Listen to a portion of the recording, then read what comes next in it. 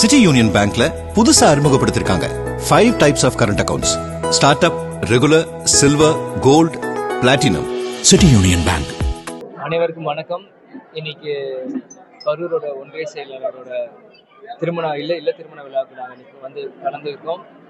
Captain எப்பயுமே எங்களுக்கு சொல்லுவார், இந்த மாதிரி குடும்ப விழாக்கு நீங்கள் கலந்துக்கலாம் பரவாயில்ல, கட்சிக்காரன் கூப்பிட்டா அவங்க இல்லை விழா கலந்துக்கணும்ட்டு. அதனால் அது மதித்து இன்னைக்கு கரூருக்கு வந்து இன்னைக்கு வந்து இந்த திருமணத்தை கலந்துருக்கேன். வர வழியில் பல்வேறு கொடியேற்ற நிகழ்ச்சியும் கிலோமீட்டர் தேமுதிக கொடிகள் பேனரும் பார்த்து நிச்சயமாக சந்தோஷமாக இருக்கு. தேமுதிக வளர்ச்சியை நோக்கி போயிட்டு இருக்கிறத பார்த்து சந்தோஷமா இருக்கு.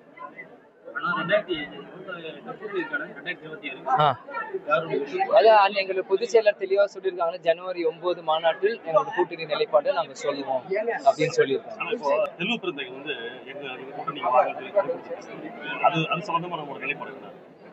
அதை நாங்க வந்து அவருக்கு வந்து நன்றியை நாங்கள் தெரிவித்துக் கொள்கிறோம். நாங்கள் எங்களோட நிலைப்பாடு இன்னைக்கு பார்த்தீங்கன்னா தேமுதிக வளர்ச்சியை நோக்கி தான் இன்னைக்கு எங்களோட நிலைப்பாடு இருக்கு.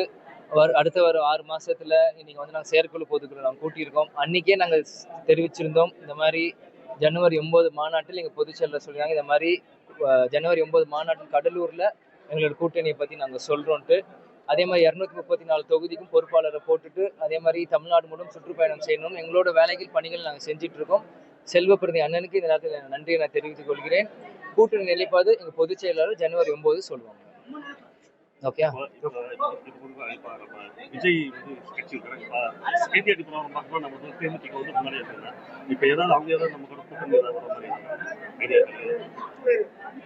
இல்லைங்க, இப்ப பாத்தீங்கன்னா நான் திருப்பி உங்க எல்லா கேள்விக்கும் அதே பதில் தான்.